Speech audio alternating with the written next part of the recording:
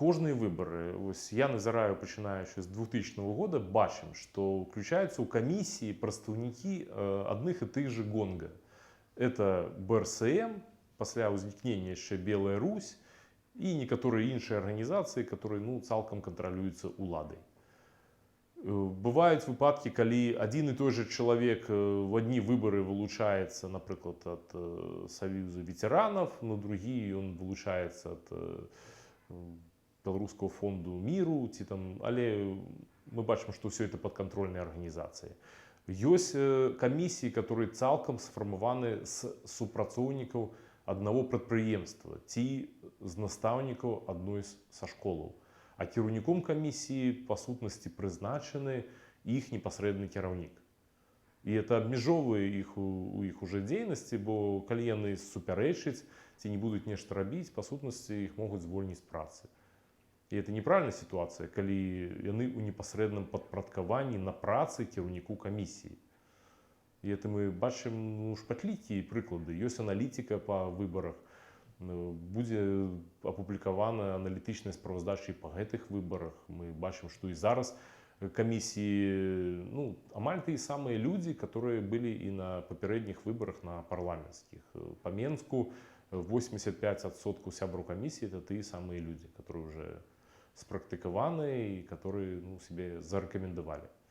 По наших даних, той, хто себе не зарекомендує, що він готовий зробити все, що треба, то його на нові вибори в комісію не включають.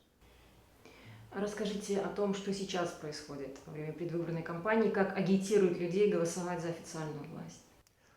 Мы думаем, что цілком можуть бути примуси людей прийти на дотермінове голосування.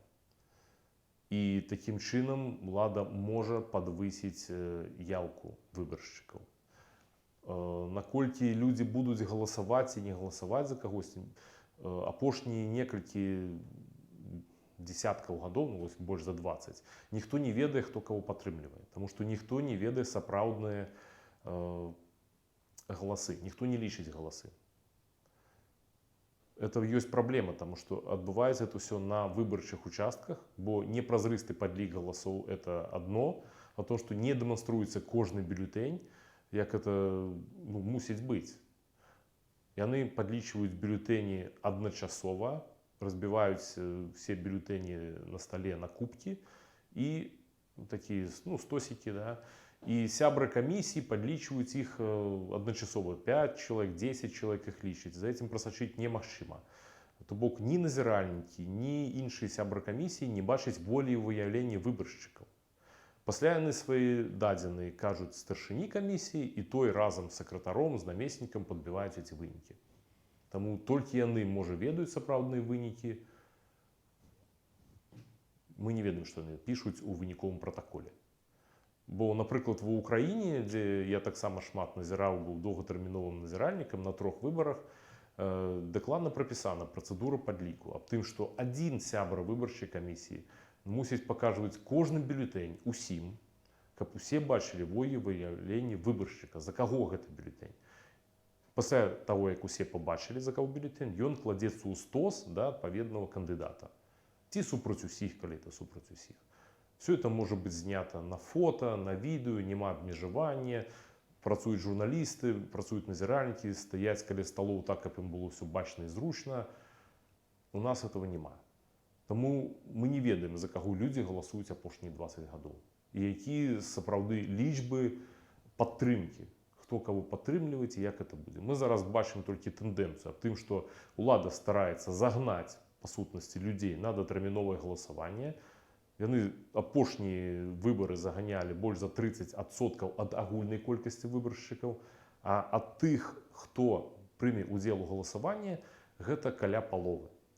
Калі любому кандыдату пакласці 50% галасоў, ён адназначна пераможа. На шмат якіх выбарах назіральнікамі былі зафіксаваны ускрыцці скрыняў да тэрміновага галасавання. Бо скрыні у нас не маюць унікальных печатак, як таксама робіцца в іншых краінах. Напрыклад, в той же Украіне кожная скрыня апламбіруецца печаткай, у которой ёсць нумар, і которую немагчыма падрабіць. і гэты нумар упісваецца ў дакументы. У нас няма печаткі, ставіцца нешта там на пластилин, на сургуч, і все это лёгка можа быць вскрыта, бюлетэні палічаныя ўначы, пагледжаны, колькі за каго, і ў выпадку неабходнасці замененыя. І это яшчэ мы фіксавалі і ў 2001 годзе, і на іншых выбарах. Але прапановы, которые прабаронцы даюць да змены выбарчага заканадаўства, это менавіта скасаваць папярэдняе галасаванне, бо оно не патрэбна і дае магчымасці для фальсіфікацыі. Зрабіць празрыстым падлік бюлетэняў, і адно з вельмі істотных і галоўных патрабаванняў — это ўключаць у камісіі усіх удзельнікаў выбарчага працэса, прадстаўнікоў усіх кандыдатаў, як таксама робіцца ў ўсіх дэмакратычных цывілізаваных краінах. У нас этого не робіцца. Таму мы бачым, што камісіі сфармаваны збольшага з прадстаўнікоў ГОНГа. ГОНГа — это больше российская аббревиатура, государственные, негосударственные организации, таких как БРСМ, Белая Русь и им подобные, з чынавенства. І нават калі кажуць, што некаторыя па збору подпісаў, то уже зараз падчас гэтых выбараў былі выпадкі, калі людзі казалі: мы не подписывали за этого чиновника. Чаму кажуць, што мы вылучылі его ў камісіі, на што чыноўнік кажа: я не ведаю, этим займался старшыня камісіі. Всем збор подпісаў. Ну, таму мы бачым, як сфармаваны камісіі, дзе нават 1% няма прадстаўнікоў дэмакратычных партыяў і дэмакратычных неўрадавых арганізацый. Камісіі сфармаваны цалкам з прадстаўнікоў улады і кантралюемых імі асобаў. Таму мы не давяраем, па сутнасці, што яны там палічаць пры такой працэдуры, і мы не ведаем, што будзе з бюлетэнямі, которые людзі укінуць у скрыню на папярэднім галасаванні. Как предварительное голосование облегчает процесс фальсификации? Зачем вообще предварительное голосование нужно?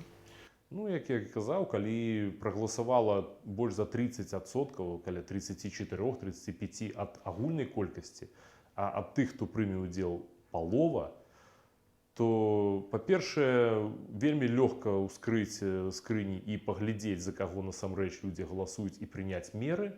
А меры эти таксама вельмі лёгка прымаюцца, менавіта падменай бюлетэняў, таму што бюлетэні, на жаль, у нас не маюць ніякай абароны.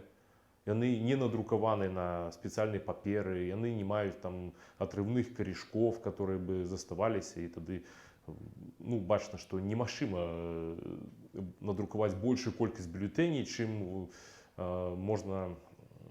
колькасць выбаршчыкаў. Таких бюлетеней можно зрабіць колькі заўгодна, их можно просто помножить. Да?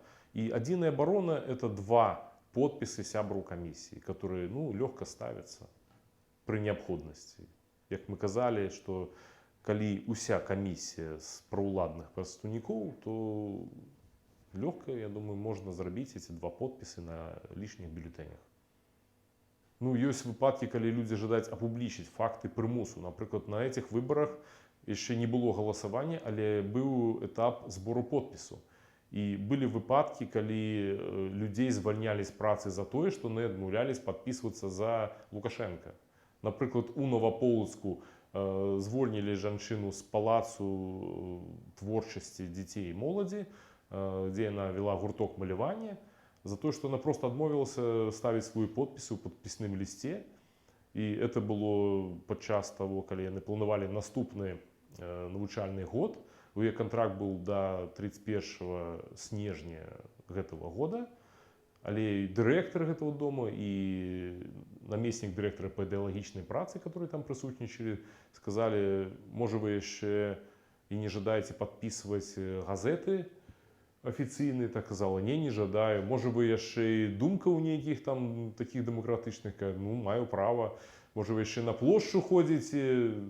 Нам трэба развітацца. І яны вымусілі яе напісаць па ўласным жаданні. Ёсць выпадкі рэпрэсій у дачыненні нават да незалежных назіральнікаў. Напрыклад, нашего калегу з правочага цэнтру «Весна» Сергея Лацінскага звольнілі з працы ў Бабруйску за тое, у тым ліку, што ён хадзіў у камісію аднаго з раёнаў горада Бабруйску і ажыццяўляў свае функцыі доўгатэрміновага назіральніка.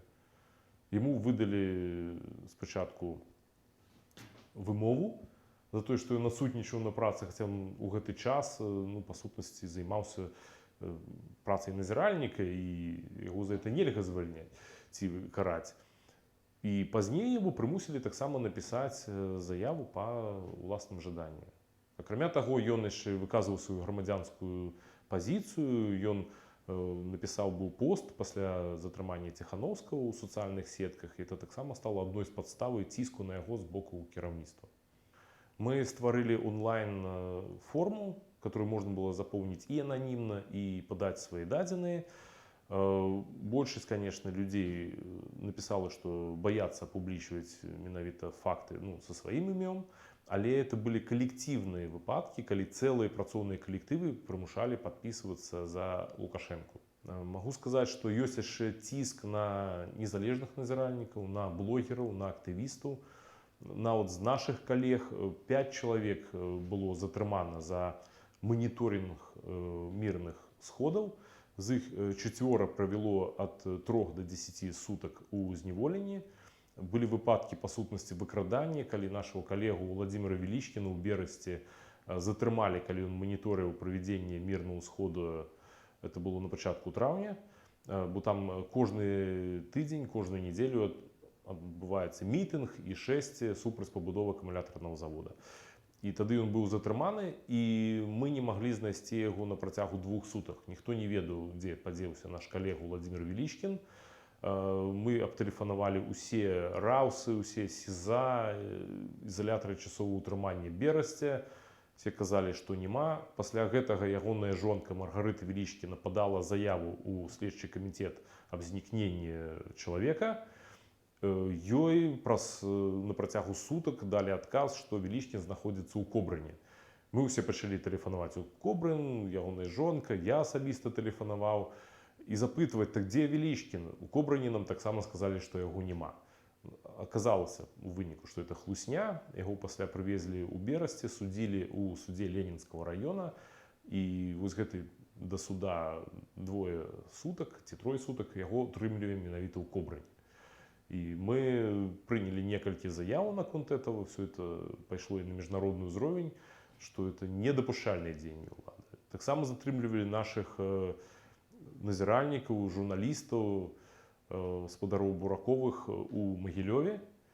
Таксама прыцягнута да адміністрацыйнай адказнасці Алена Маслюкова у Светлагорску.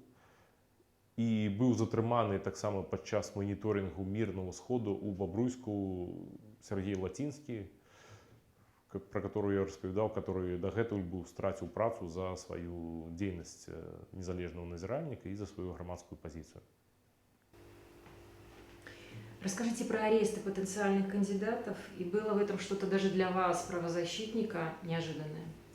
Ну, я скажу, что мы признали их палітычнымі зняволенымі, тому что ёсць неабвержныя факты, што, напрыклад, Сергей Ціхановскі не рабіў ніякіх гвалтоўных дзеянняў у дачыненні да супрацоўнікаў міліцыі, і таму рашэнне было прынята вельмі хутка. Было адразу зразумела, што чалавека абвінавачваюць у тым, што ён не рабіў. Наконт Бабарыкі мы таксама бачым, што это палітычна матываваная крымінальная справа, которая ўзнікла імгненна пасля таго, як ён аб'явіў аб сваім удзеле ў кампаніі, стварыў каманду, пачаўся па розных дадзеных падвышацца ягоны рэйтынг. І тут улада чамусьці схамянулася, што ёсць нейкія дадзеныя, што нібыта было парушэнне закона о нейкіх фінансавых махінацыях, чым яго абвінавачваюць. Таму мы лічым таксама гэтую справу палітычна матываванай.